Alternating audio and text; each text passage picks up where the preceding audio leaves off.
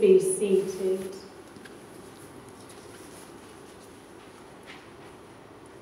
In the name of God, who loves refugees, exile, and nameless faces, people whom we discard because of difference. Amen. Amen. So the book of Ruth is very interesting. Theologians have different viewpoints as to whether it's a mythological book used to give a story of something of the origins of the line of David. Of course, our Lord Jesus is seen to be the pinnacle of that line and God's salvation and favor. Other people believe it was an actual story.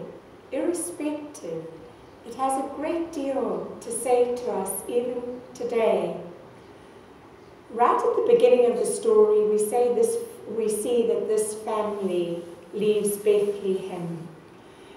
Bethlehem, when translated, means the house of food or the house of bread, depending on which translation you look at. So it is seen as a space which should be providing.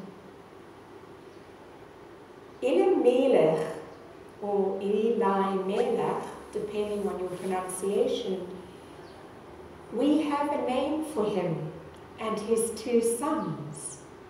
We have no names originally for the wife.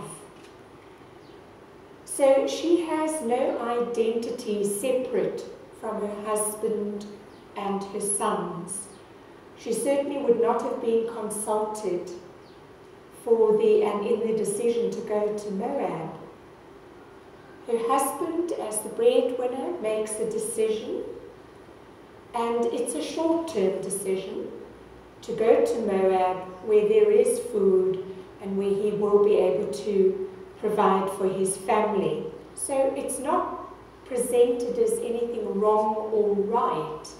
It simply is that we have a contrast between humans who often make what seem to be very good decisions, and they can be very practical decisions, but very short-term, and the contrast with God, who tends to make long-term plans. And the choice is neither right or wrong, but it's up to us as to whether we choose to follow God's long-term plans or simply to take the short-term route. So that's the first thing that is presented to us. We leave the barrenness of Bethlehem, we go to the so-called fruitfulness of Moab. Then the husband, Elimelech, dies. 10 years later, the 2 sons die, and suddenly there's a barrenness in the family. We have 3 widows. There are no grandchildren. So we find that a country that had plentiful in terms of family becomes barren. And in that moment, in the midst of the ashes of grief and in loss, the women are presented with what we're all presented with, irrespective of the form of grief and loss, and that is a crossroads and change. What we make of it is up to us. And for the first time, the women have names.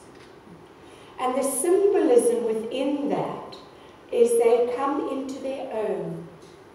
They start giving themselves permission to think independently of their cultural norm, of their socialization, and of their identity only being defined by the men and the society around them. And Naomi makes a decision. She's been listening out. She hears that the harvest is plentiful in Bethlehem. She makes a very brave, steadfast decision, a decision to return to her family, to the core of her faith, and to trust that God will both protect them on a dangerous and long journey, as well as provide when they arrive in Bethlehem. So it's a phenomenal shift there. And it's a challenge to us as well. We know in terms of refugees it would be very easy to label people as they, them, and allow for the xenophobia. But the moment we give people individual names and see people for who they are and allow them to make decisions for life, we actually restore not only their dignity, but we actually restore the dignity of humanity and the way God wants all of us to treat one another, irrespective. We have the lovely story then of the daughters-in-law just loving their mother-in-law. And again, it's this lovely controversy in a way and countercultural, because we all have the jokes about mother-in-laws. And here it's very countercultural. The daughters-in-law and the mother-in-law share a wonderful, deep and loving friendship. It is thought that the name Ruth means friendship. We have, again, not a criticism. There's no, this is better, this is worse, this is good or bad. Orpah represents the return to the known, to the cultural norm and the societal expectations that are held within her context, and she returns to that and continues her life, and that's fine. We have Ruth, who is willing to take the risk to engage in something that is other, and all she has is a deep friendship and a respect for the elder, in this case Naomi. And in that, because both these women step outside of their cultural norm, act decisively and independently, God does something extraordinary through them, something new. And later on, we read about it in the story. So I'm wondering, in our own lives, is there a place in our life where we are experiencing, and it's not about whether it's a small or a great loss, but some sort of loss. And in that loss, is there a crossroads that God is presenting to us? And again, God is not presenting us a right or a wrong choice. But God is saying, in a sense, you're welcome to return to the familiar and to continue in the pattern that was, or you're welcome to take a risk and trust me, going forward based on relationship of those who can support you, and then allow some sort of new beginning.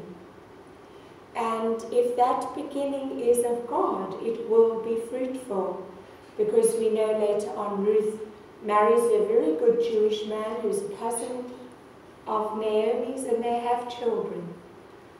So it's a wonderful opportunity not to give in necessarily to the loss, and to give in to such a way that we maintain status quo.